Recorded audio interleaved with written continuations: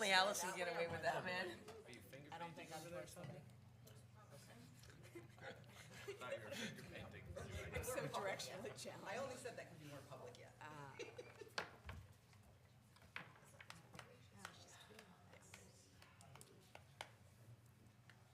only had like 2 bars for the Wi-Fi.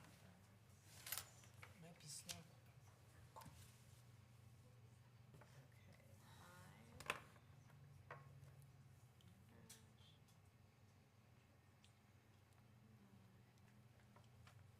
don't know why I have a hard time saying it.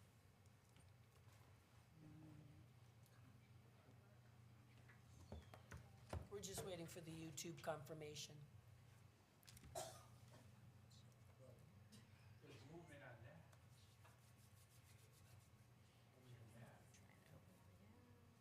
What do you say? Showing on the screen. Yes, now now it's it's on the live. screen. Okay, okay. Okay, good evening, everyone. I'm going to call to order the February 4th special meeting for the Winchester Board of Education. Please stand for the Pledge of Allegiance.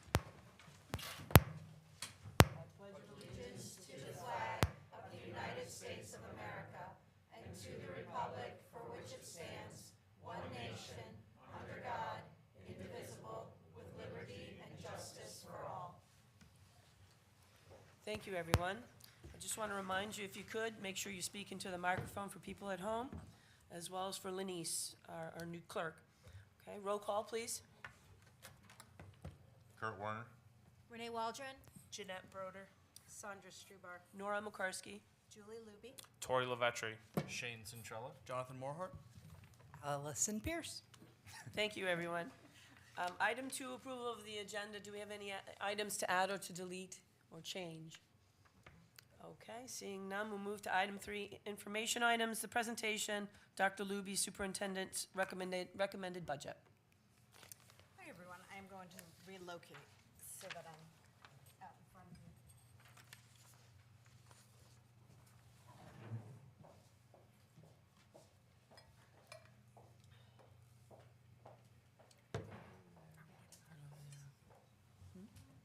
She said towards the end we would get that.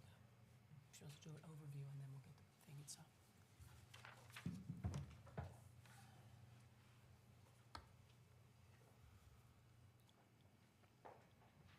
All right, I think it's working. is that working? Yep, That's we hear you. working. Super.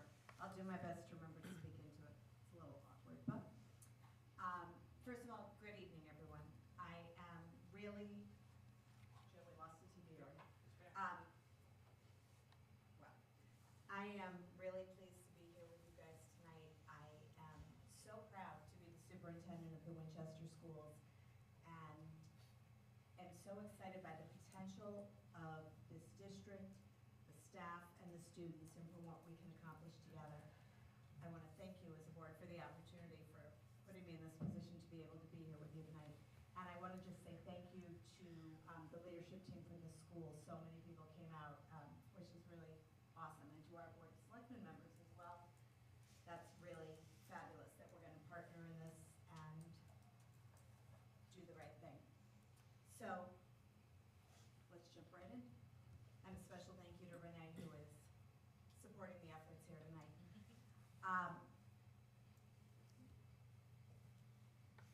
Tonight, we are going to talk about where we are now, how we built this budget, and the factors that influenced it. And we're going to take a high-level look at the budget, and then in the workshops that follow, we'll be diving into the detail. So, this budget represents a lot of money.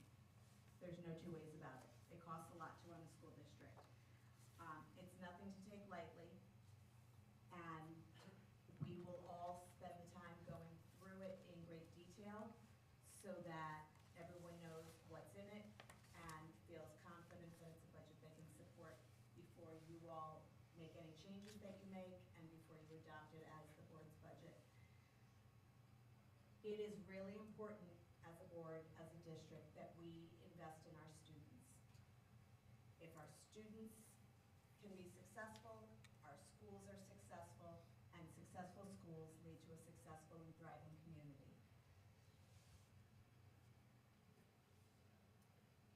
These are the vision and the mission of They've been in place for many years, and I'm going to give you just a minute to take a peek at them and refresh your thoughts on them.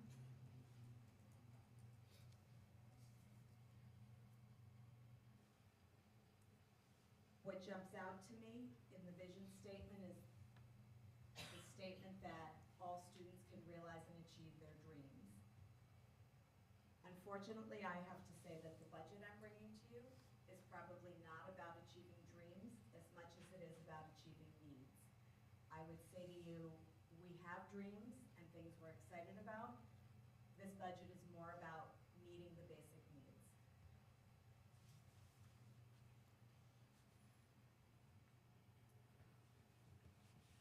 Before we jump into the actual budget, I want to draw your attention to some of the things that we are really excited about, proud of, that are happening in the schools currently. We are working very hard to improve school climate. Some of the things that are underway are our climate self-study. We've conducted a survey already of parents and of staff, and we've completed the student survey, which we'll be launching probably this week.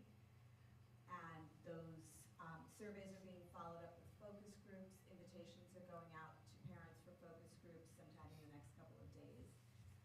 You see some fun pictures there of some of the neat things that have been happening this year, talent show, parades. We've restored the tradition of having an evening concert. School staff and the PTO are working really hard on school climate for all of the obvious reasons. We also are working very hard on school safety. We, working closely with Tom Dillon, are implementing drills. We collaborate with the local fire and police departments. We are working to implement restorative practices. We have many of our staffs trained in the de-escalation of student behaviors. We're also currently studying dismissal at Pearson, and following that we'll do at Hinsdale School. Our afternoon dismissal procedures are a little bit chaotic, we feel, and so in the spirit of safety, we are working closely with Tom Dillon as well as the police to consider ways to improve that. And we are also updating all of our safety protocols, looking for common language, clear, articulated procedures so that when we need to call on those protocols, people know exactly what they are and what they mean when you say all the words. We also, obviously, as a school district, are very focused on teaching and learning. And in that sphere, in our efforts to improve student achievement, we've implemented very successfully, I would say, the CKLA reading program this year. Feedback from teachers has been excellent. We see a renewed enthusiasm with children, with the content knowledge that they're picking up. We've moved to the third edition of Bridges in grades 4 and 5. We're working very hard on making both our math and science curricula very hands-on and student-centered. So more and more of that is happening. We've been partnering with the Connecticut Science Center, using a lot of universal screening and assessments, and working very hard with our instructional coaches who are supporting implementation of new curricula as well as looking for standardized practice across grade levels so that students are having common learning experiences. So let's get a little bit into the process of how the budget was built. So when you build a budget, as most of you I'm sure are familiar, you have a lot of things you have to adhere to. So we watch for staffing models that are aligned with our district guidelines for class size. We have to comply with the federal and state mandates, IDEA, 504, meeting kids' needs following their IEPs. We have contracts that we're obligated to for transportation, for technology, collectively bargained salary agreements. We maximize all of the grant funding that we get. We give back not a single penny, and we are always looking for other sources of funding as well. And importantly, we examine and implement all of our procedures and look for cost containment strategies. So within our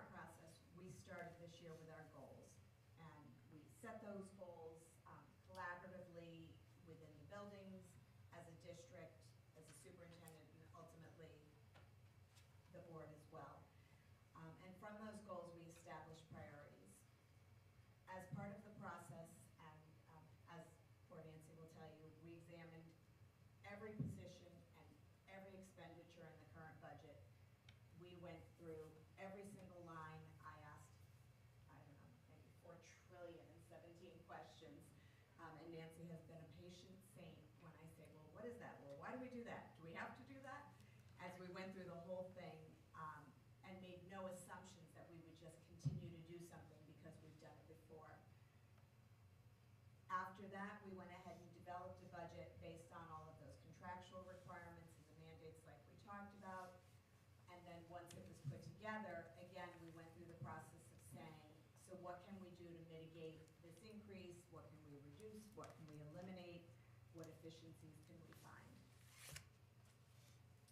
So as part of that process, I mentioned that we established goals. And so I've highlighted the ones here which are really most relevant to our discussion tonight. The school climate, student growth and achievement, school safety, and putting forth a responsible budget. The budget that I bring you tonight supports our goals because we believe that if we improve the school climate, that student attendance will improve and student achievement and growth will also resultingly increase. So to do that, we need to address student behavior both proactively and reactively. We need to provide positive programming to enhance school climate. We need to support our dysregulated students who struggle to manage their own emotions.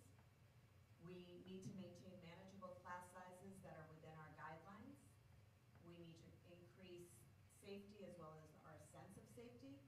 And we need to be able to provide academic support to students who aren't achieving on grade level. The budget supports these goals by providing the structure and behavioral supports for students, maintaining appropriate class sizes, increasing school safety, and providing academic support. So, again, as I mentioned, as part of the process, we established priorities. The board worked together in late fall during a committee meeting as a workshop to establish priorities. And among the many things that we talked about, the things that rose to the top were school climate, student growth and achievement, and school safety. And within those goals, the priorities that emerged were the assistant principal position at Pearson School, behavior technicians, Chromebooks, interventionists, a tag teacher, school safety officers, and the man trap at Pearson. The other way that we worked to establish priorities was by listening to the staff. And I went and spent time in each of the 3 schools for drop-in hours, essentially, for a listening session, and spoke to staff across all areas of our district, both in terms of physical location, but also roles within the district. I spoke with the leadership team, with teachers, with paraprofessionals, really with anyone who would come forward and share their thoughts. And things that came out talking to the staff were increasing the support for student behaviors, prioritizing student learning, and having consistency in communication and procedures, which are supported through an assistant principal, through BCBA, interventionists. Substitutes actually was something that came up, and although it isn't necessarily reflected in the budget, I would be remiss if I didn't mention that we really are focusing on recruitment because we often have teachers absent without a substitute to cover. So we are looking really hard to find people who want to join our team. Maintaining class size was important, and then of course having clear safety protocols and a communication plan. So again, as part of the process and adhering to commitments and mandates, some of the things, these are just some examples, but we have class size limits in our teacher's contract, and what it specifies is that if you exceed those limits, there's a formula that the teacher is actually paid for having an overage in the classroom. What that means to us in this process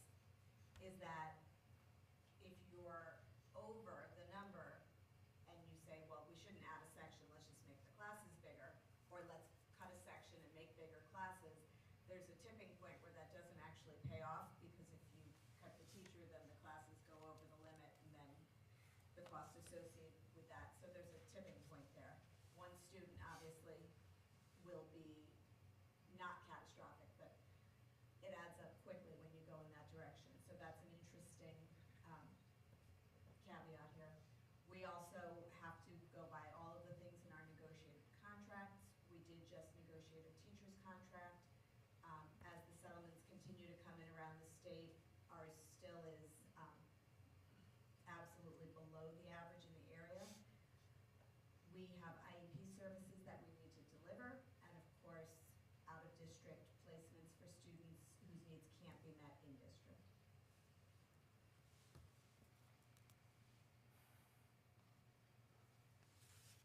When we built the first draft of this budget, Nancy will tell you, I pretty much fell out of my chair, and I said, well, that can't be, and we can't do that. And again, I made her go through it with me line by line by line. Responsible superintendents recognize that a big increase is never going to be popular. And recently at a meeting of the Litchfield County superintendents, people were sharing their increases. And many of them were as high as ours or higher. And many others said, well, mine would have been, but will be, because one superintendent said, I cut 11 positions and we're discontinuing magnet school transportation. And I immediately texted Nancy and I was like, how much can we save if we eliminate magnet school transportation? And she said, nothing, we already don't do that. I'm mystified in a district that has 11 positions that they can just cut. If we cut 11 positions, we pretty much couldn't open. I guess, but there is definitely magnitude that happens in a larger district, but there are definitely offsets that you seek in order to mitigate a budget. In studying ours, after working really closely with Nancy and studying the history and everything else, one of the things that I see is that our budget has not kept pace with inflation. The roughly $20 million budget that we had 13 years ago today would be a $27 million budget, just keeping pace. So making the bold assumption that we were reasonably staffed and had the resources that we need 12, 13 years ago, I think I went back to the table I had when as far as 2013, just to have exactly the same and not a thing more would be a $27 million budget. And I can say that it's good news, I am not bringing you a $27 million budget.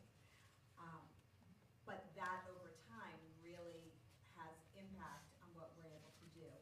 Last year in the budget season, there were extensive cuts, $370,000 that was in part shared with the Gilbert School. And in achieving that cut, the really last positions that I see that could be cut were taken. There were 2 part-time secretaries in Pearson and Hinsdale. Each had 1 part-time secretary, which allowed for coverage when one secretary, like the secretaries, have to go and bring the mail and come back. They certainly must have lunch and use the bathroom, and there was another human being there to answer the phones, answer the doors, the doorbells, and all of that. Those were cut.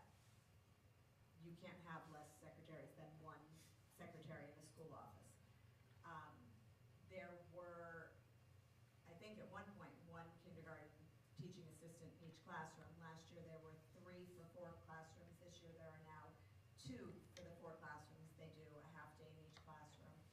We had 4 behavior technicians. We're down to 3, although the behaviors have increased, not decreased. And a speech and language pathologist position was removed. The EL teacher was reduced from a full-time position to a .8 position. That was not driven by student numbers. It's not like enrollment in EL went down.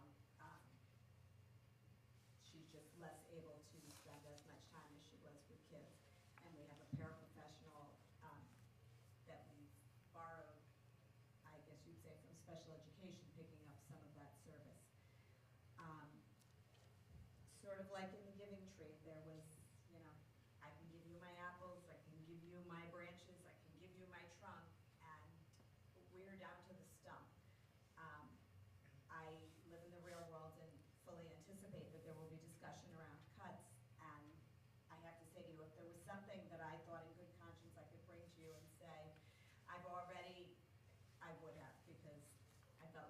to, but there was nothing that I thought, all right, here's a place I can take one for the team.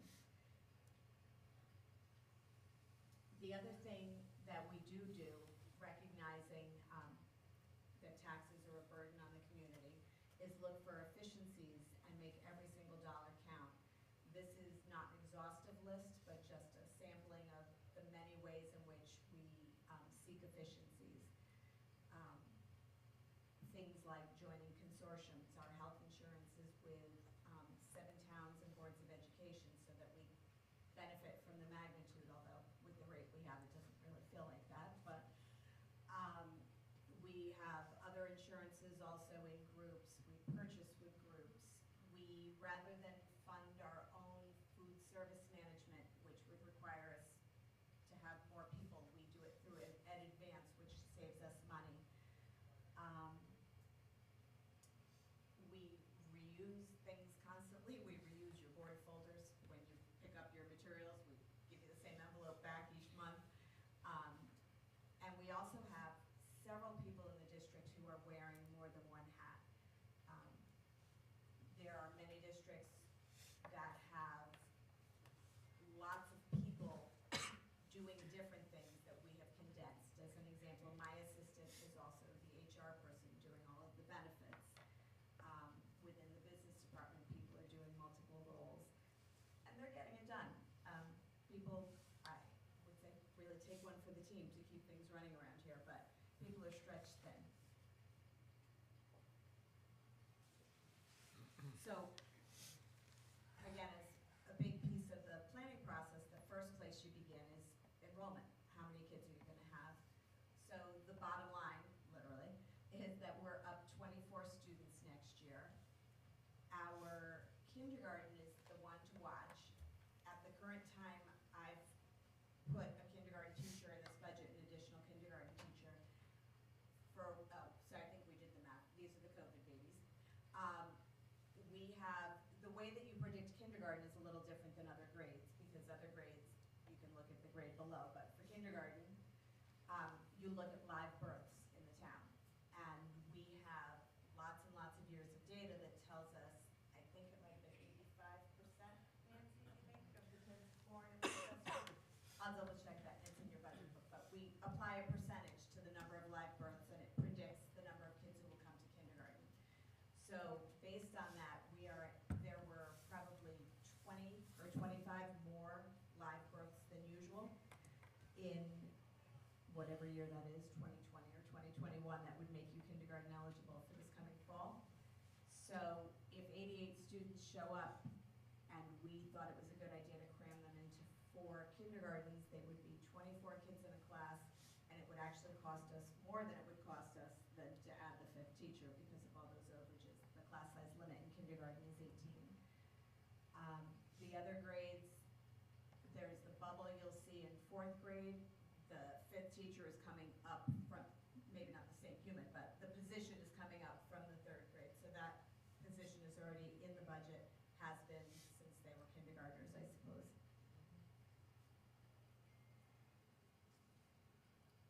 So as we get to the part where we're bringing together a budget to bring to you, we have difficult decisions that we made, and you all will have difficult decisions to make as well. And those are really based on the enrollment patterns, the student needs, and the priorities, like we talked about. So I met with, as I said, the leadership team, the teachers, and all of you, thinking about the enrollment, the priorities, and the needs. And these are the things that I would have liked to have put in this budget to bring to you. I am wiser than that and knew that that would be catastrophic. And I like it here, so I didn't want to give you an excuse to get rid of me that quickly.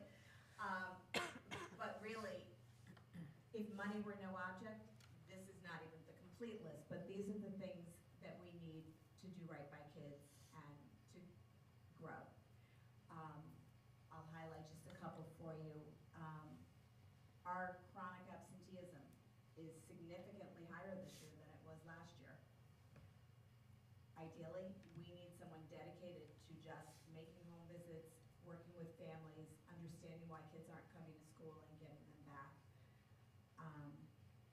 We need more academic interventionists to be able to reach more of the kids who are below grade level. We need to be able to provide professional development to staff on positive learning environments. We need more behavior technicians and a BCBA, which is a board certified behavior analyst, right? Analyst. The BCBA is the certified person. The behavior technician is more along the lines of someone we hire to be a paraprofessional, who we then train to work with students when they are unable to manage their emotions. So those are the things that we would have loved to have put in this budget.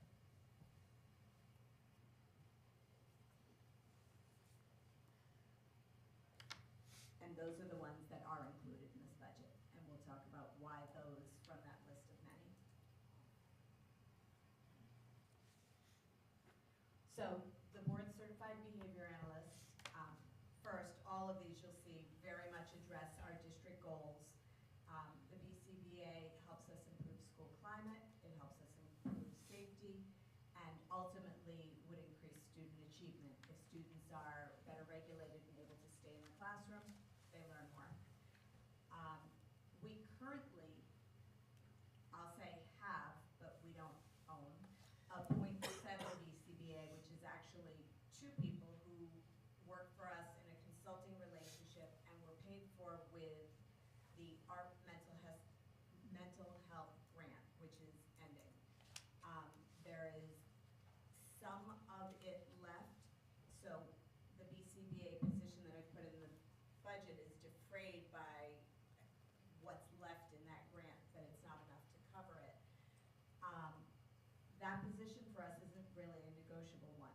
Their services are written into students' IEPs, and they're what makes it feasible for us to use the behavior technicians who are otherwise basically untrained. So the BCBA is in kids' IEPs, they train the much less costly behavior technicians, and they also support our teachers in making their classroom places where kids can be successful.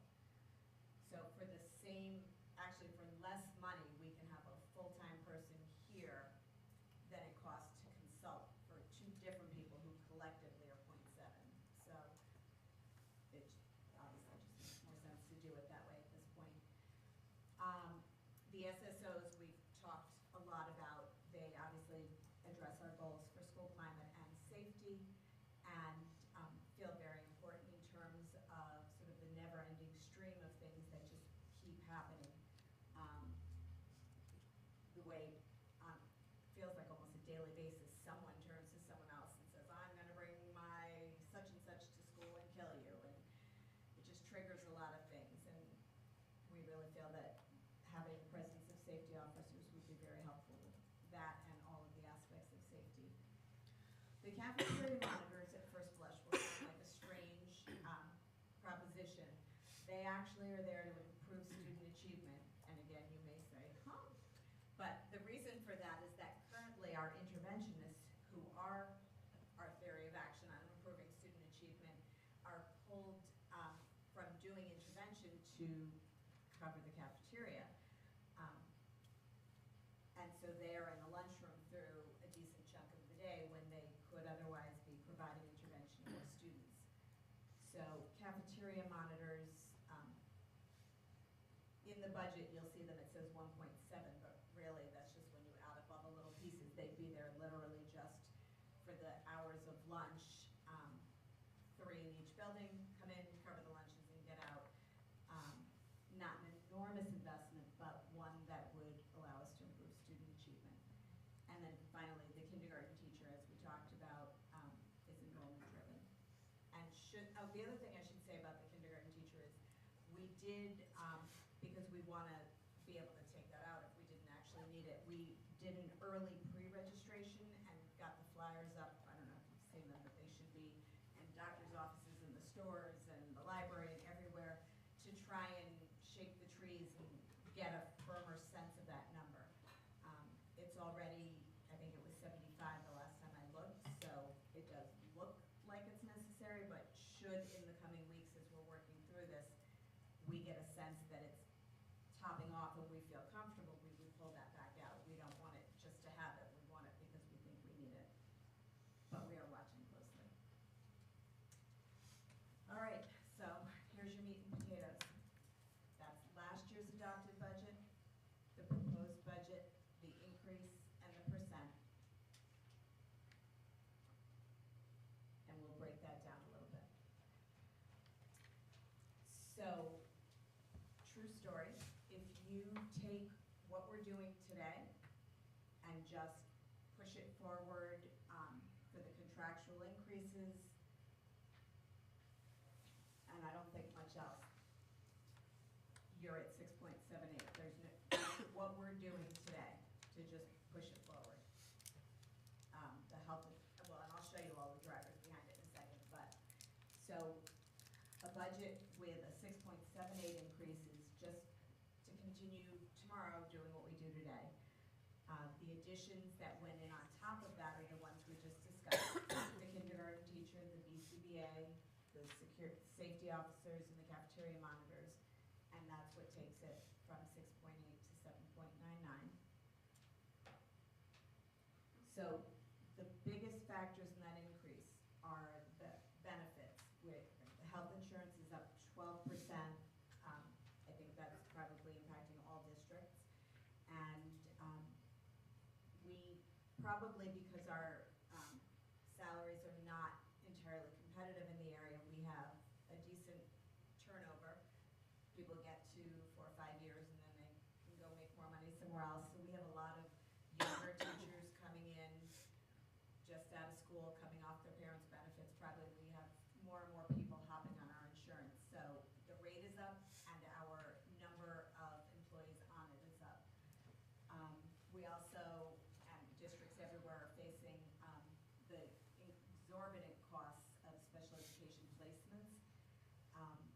We are looking really closely at all of our students in placements to see if there are any patterns where we could say, hey, we have this group of students with similar needs that we couldn't address currently, but could we create a program and bring those kiddos back?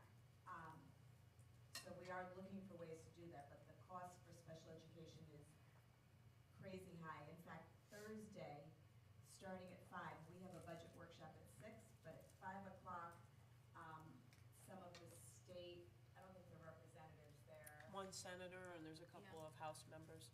are going to be at the community college, and I'll make sure that everyone has that information if anybody wanted to stop it, and you'll have the numbers. You're gonna leave with a budget book tonight. You could say to them, this is crazy, you need to help, but there is great momentum around the state for trying to figure out how to stop that, because it is growing exponentially. And the special education transportation that goes hand in hand with that is also hard to find and exorbitantly expensive. Those 3 things alone are just about, I think it was about 46 or 47% of the increase.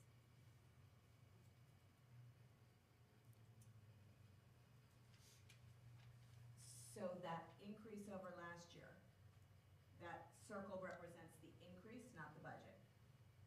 So if that's the increase, you can see the big chunks of it, as we just talked about: out-of-district tuition, transportation, the Gilbert tuition, the payroll, the benefits. Everything else in the budget is comparatively negligible in the increase. That 6% is where we see our additions, like the BCBA, the school security. Is that in that other category? Or No. do you have that under payroll? They're in payroll and benefits. Okay, thank you. So one of the things that I wanted to point out, because we are talking about lots of money and big numbers, is how we pay for all this. You know, we always talk about an appropriated budget. There's a dollar amount associated with that. The state created the education cost sharing fund. I don't know if they call it a grant or, but ECS was designed to defray the cost of education to the taxpayer. And so while we're looking at a $24 million budget, almost 80% $8 million of that will come back to the town of Winchester to defray that. So the cost that the town pays to fund education is $17 million, which also is, the numbers don't match up exactly with what you've seen because that also includes the town support for education.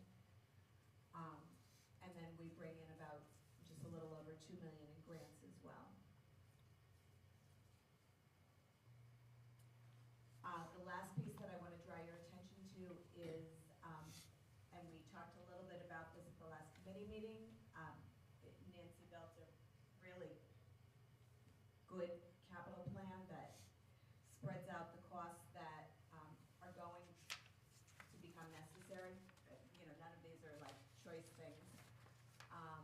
The roof absolutely has to be done. So the capital plan is also in your budget book, and I just mentioned here because I think it's important for us to be proactive and planful, and not wait for things to fall apart and then it's urgent and it's, you know, but the money hasn't been allocated to pay for it. So those things are there. So when we started, I said we would talk a little bit about where we are now, how we developed the budget, and sort of a high-level overview of that budget. When we conclude tonight, I'm going to give you a budget book that has absolutely everything you could possibly want in it that we can think of to give you. No doubt you will have questions and we'll be bringing you more information, but it's got a lot in there. Also tomorrow morning, we'll load this presentation and that draft budget on the website so that anyone who wants to take a close look at it can see it.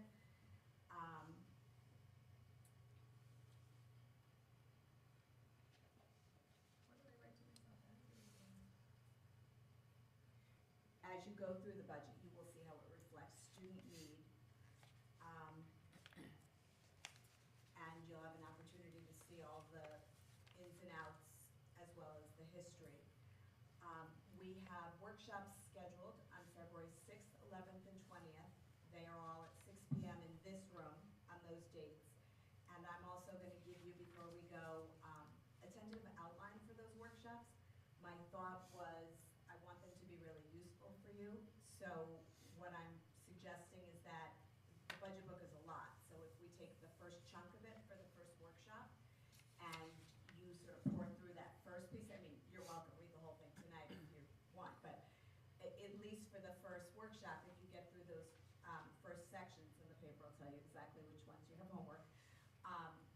That way, if you have questions as you're looking at it, if you would be so kind as to email those to me, I will start a document and put all of your questions in it so that you can all see all of the questions you're asking. We'll put responses there, and then we'll bring responses to the meetings. But the more we know your questions in advance, the better information we can give you rather than saying,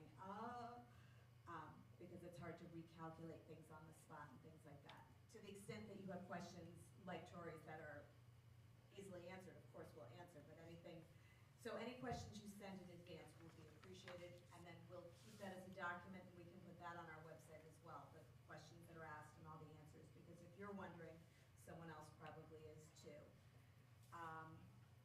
So at those workshops, we'll go over any questions that you have. We'll go through that chunk of the book together so that I can highlight for you, or Nancy can highlight for you things we want to draw your attention to. Any questions you ask on the spot, either we'll answer or bring back to the next one. But we really welcome, I know Nancy does and the whole team does, welcome your questions, your engagement.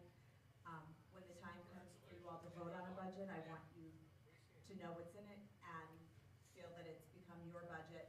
Even if, like I do, you feel a little hinky, like, wow, that's a lot of money. If you're choosing to support it, then I know that means you know it is what it needs to be. Again, it's those needs. It's what the kids need. And my hope is that in the future I can stand here at this podium and bring you a budget and say, these are the dreams. We're there. And know that we do have dreams for the kids, and we still try to figure out how to weave them in ways that aren't financial. So we haven't stopped dreaming. kids, but right now we're really focused on their needs. And again, I want to thank Nancy because she she was a really good sport. I really did put her through the ringer, asking every single question, many of them 2-3 times, because the first time she answered, I nodded and smiled, and then like 4 days later, when I got new information, then it made sense. But we've really gone through it, and I'm grateful to the team for being here and for helping to develop this. Know that our schools are filled with teachers and paraprofessional and staff who are so dedicated in ways that honestly does not exist everywhere. So dedicated to our students. They show up in so many ways for our kids, and it's an honor to represent them to all of you. So thank you. Thank you, Julie. Thank you for that presentation.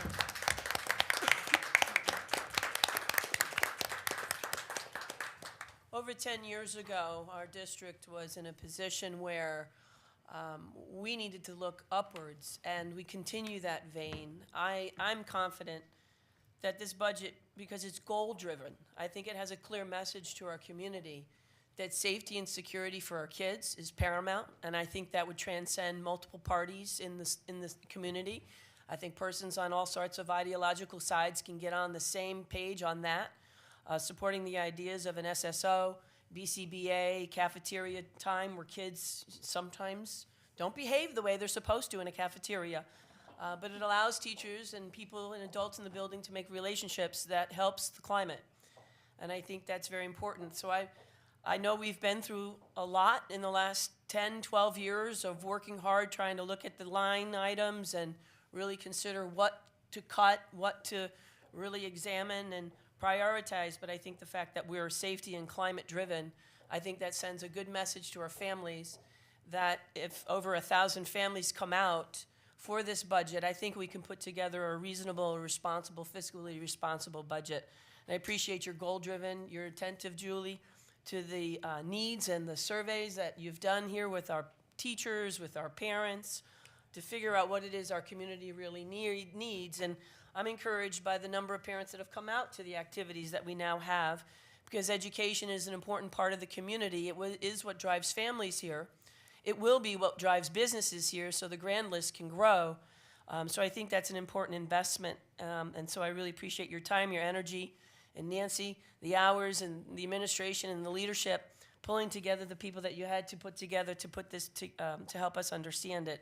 I think we'll look forward to the booklet itself, giving us the presentation by way of the screens, and I think that's going to be the start of it. But I hope to see the parents at every one of those, at least by YouTube, at every one of those YouTube budget workshops to help persons understand what's behind that. We have things that I think are fiscally reasonable, if you will. We do need a teacher and a growing enrollment that's coming, so that's something we need to service. But I'll leave the floor open to anybody that might have questions for Julie at this time. Do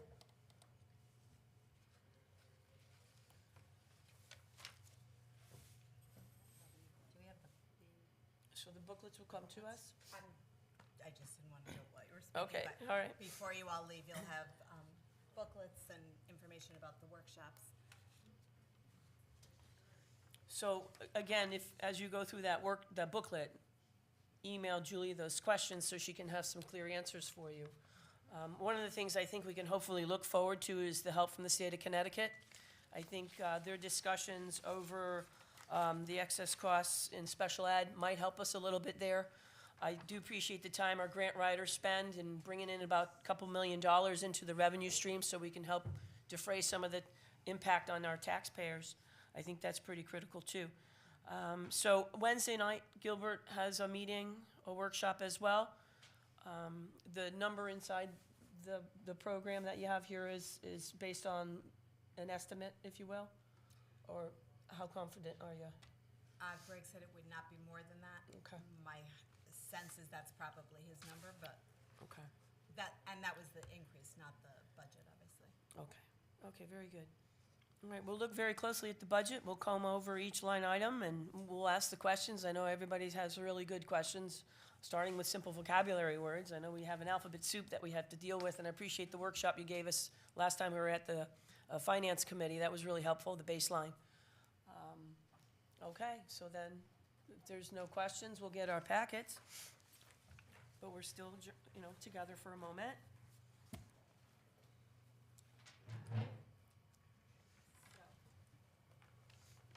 A few things for you. 1, 2, 3, 4. So those are your budget books. And a bookmark for the book with some selected vocabulary from our workshop the other night for easy access during meetings. 3 acronyms. 5 books. 5 bookmarks. Oops, sorry. And that is only a teacher could do your homework. Tori's not laughing.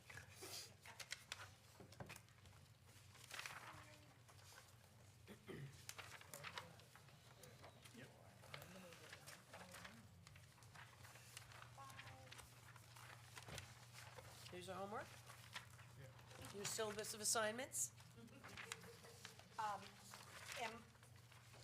If we were, not that I want to jump ahead of myself, but if it were to be a snow day on Thursday, is that an automatic we don't meet, or is it a see what the weather is and perhaps we meet? I mean, how do you guys feel? If the town hall is open, we go. Yeah, That's, yeah. it could be better. It should be Unless fine. it's by blizzard, then. Yeah, 1970. Right, I could put my Thursday may four-wheeler be on. a snow all day ice thing. I am here, so I could be here. It's just a function if it's like crazy ice or anything. Ice would be the deterrent, but, I did already reach out to Terry Hall to get some extra dates reserved in case if we do lose a meeting to snow. You may find that as we work through it, you don't need all 3 nights and that we move quickly. Okay. But assuming that we'll need them, I did get some backup dates on the calendar for, in case of that, because the weatherman is starting to send us his ominous emails about Thursday, so. okay. Nor do you want to make a final, any questions, or should I call for an agenda? Just one bit of, I know we're gonna go through this and we see each other Thursday. Today's already Tuesday. It is. Okay, I think to streamline your questions you may have for her, rather than phone calling Julie separately, do that email stream to use our time efficiently, okay? Okay, all right, thank you, Julie. Thank you, everyone, for the presentation tonight. I take a motion for adjourn at 7:48. I'll make that motion. Thank you, Tori. Thank you, Jonathan. All in favor? All right, it's good to see everybody. Thank you, everyone. See you Thursday.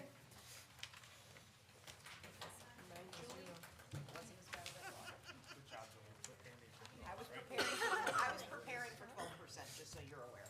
There I are, was preparing for 12. well, then I feel better. There is, in the CASBO spreadsheet, you must see that, right? Someone in there is above 12. I was like, oh, well, I'm nowhere Oh, near I think that. it's region, I think it's region 8. Are we still online? Maybe. I think region 18, I think he is coming in at like 14 or something. Wow. Yeah. There are definitely a lot.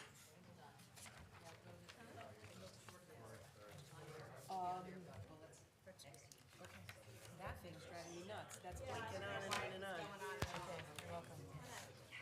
Okay. So,